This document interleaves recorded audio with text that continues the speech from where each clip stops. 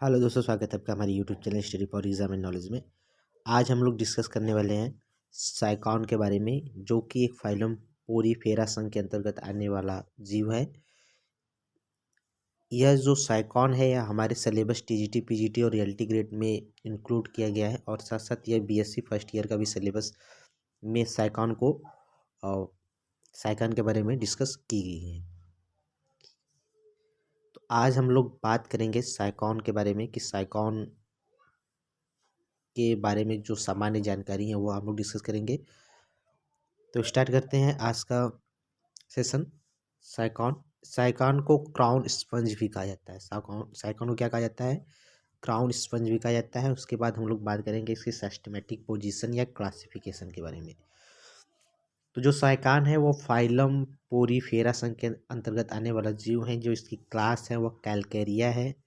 Order जो है हेट्रोसिला है। फैमिली जो है सैडिएसी है। जीनस जो है साइकॉन या साइफा है।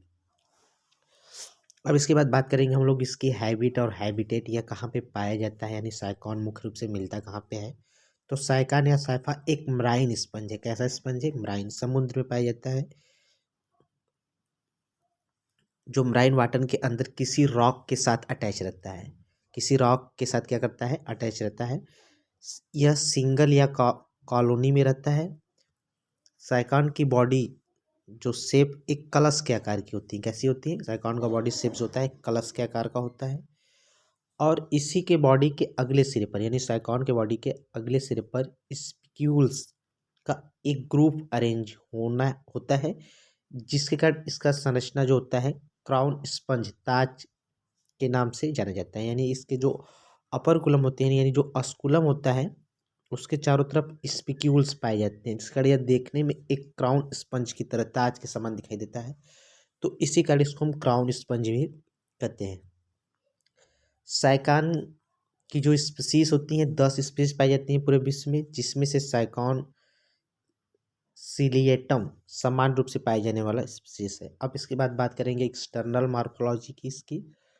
तो साइकॉन की बॉडी जो होती है एक्सटर्नली 1 से 3 सेंटीमीटर लॉन्ग होती हैं और 5 से 6 सेंटीमीटर डायमीटर होती हैं।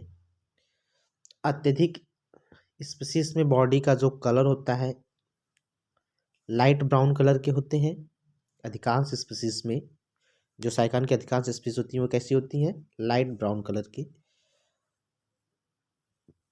अदर स्पंज के सिमिलर साइकॉन की बॉडी पोरस के फॉर्म में होती है, तथा इसकी बॉडी की सरफेस पर पाए जाने वाले पोरस को हम नॉर्मली ऑस्टिया कहते हैं। यानी साइकॉन के बॉडी पर छोटे छोटे पोर पाए जाते हैं, जिसको हम क्या कहते हैं? ऑस्टिया।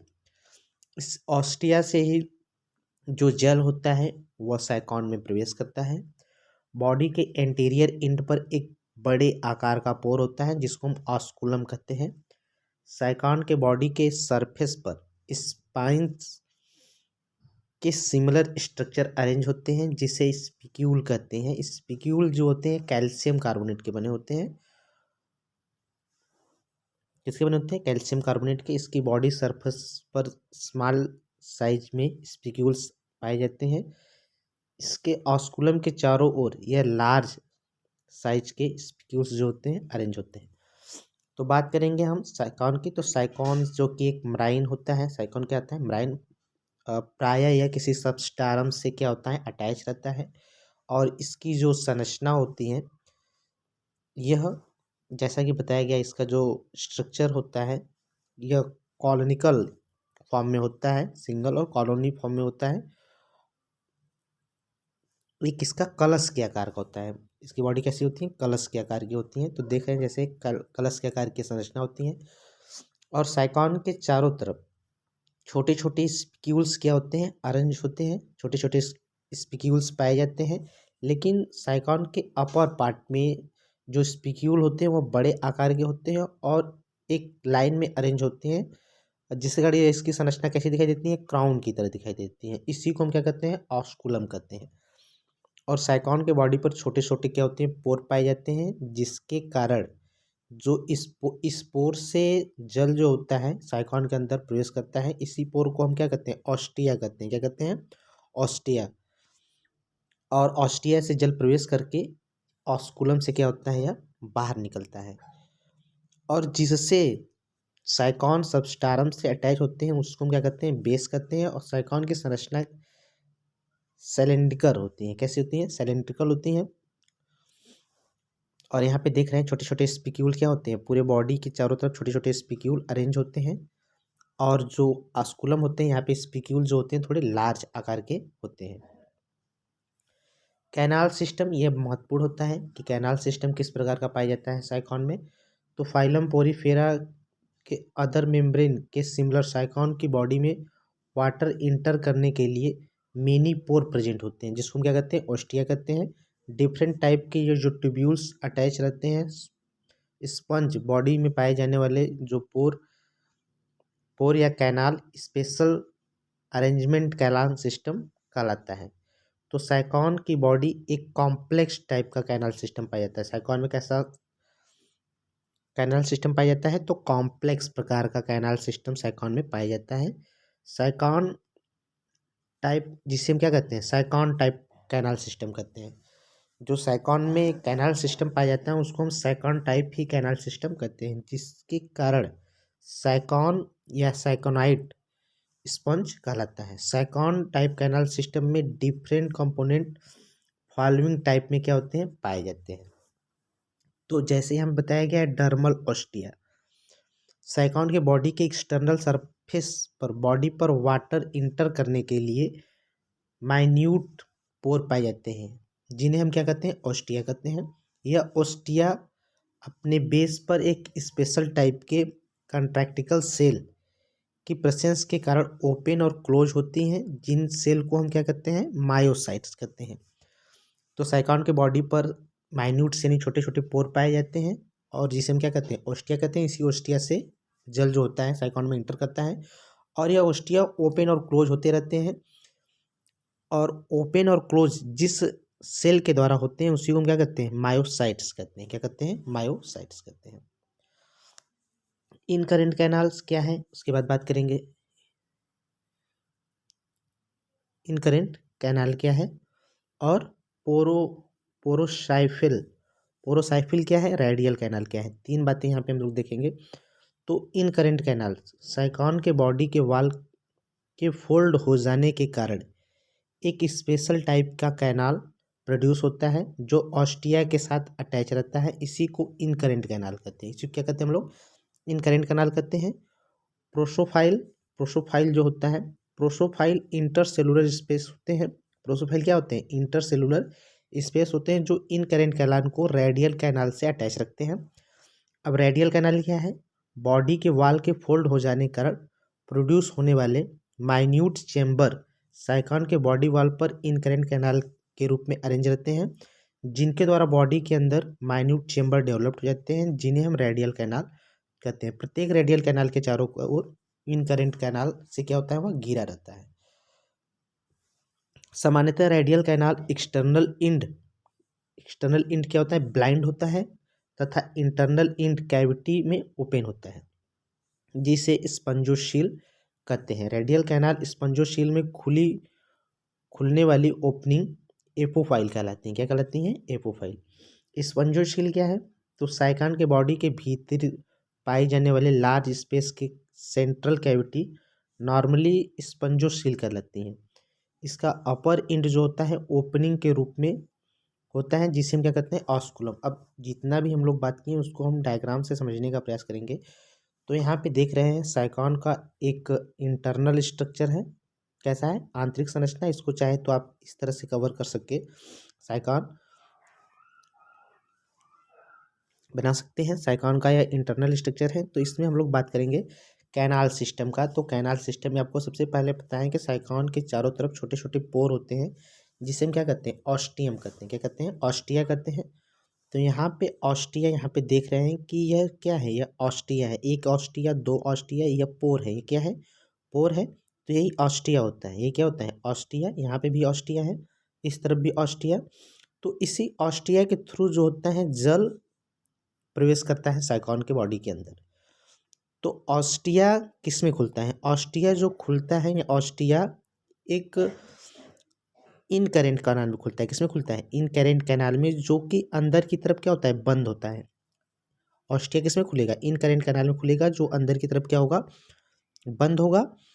और ऑस्टिया के चारों तरफ जो छोटे छोटे पोर होते हैं, ऑस्टिया अंदर की तरफ क्या है? ब्लाइंड है, और इसके चारों तरफ छोटे छोटे क्या है? पोर है।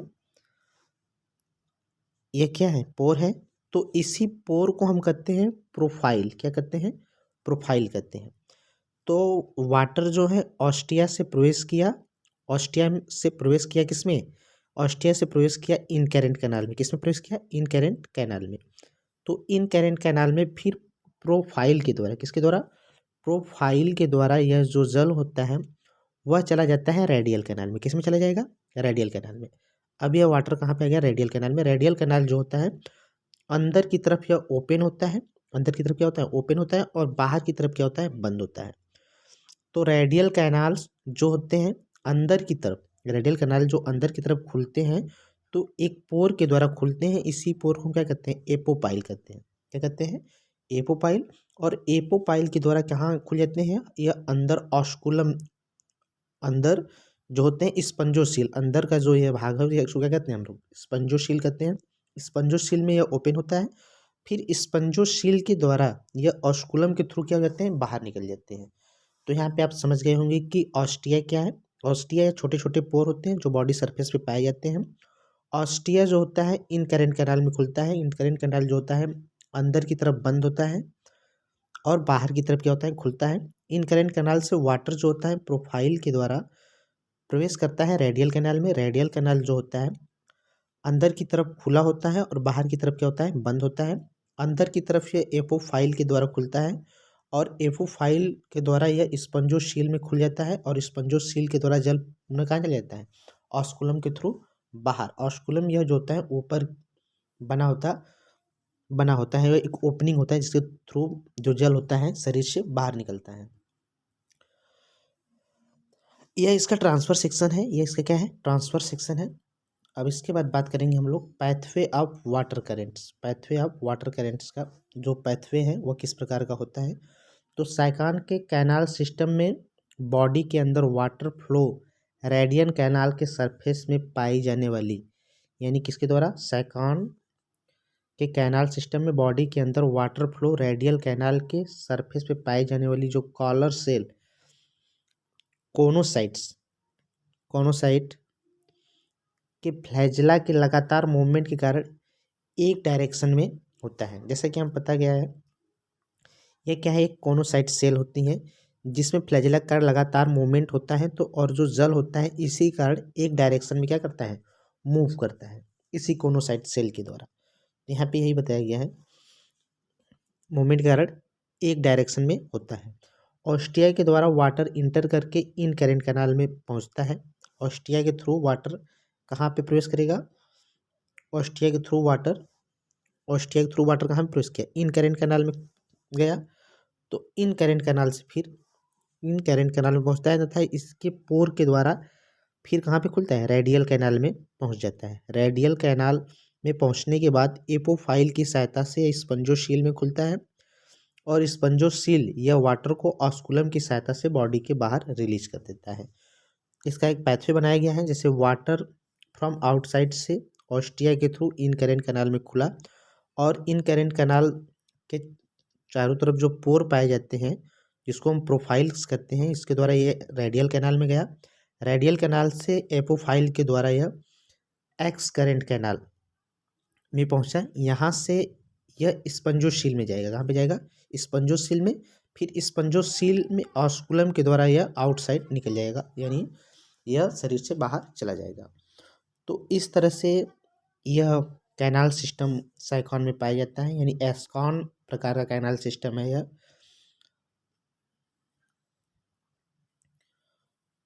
अब इसके बाद हम लोग बात करेंगे सेल ऑफ साइकॉन का, जो कि हम अगले वीडियो में इसको डिस्कस करेंगे।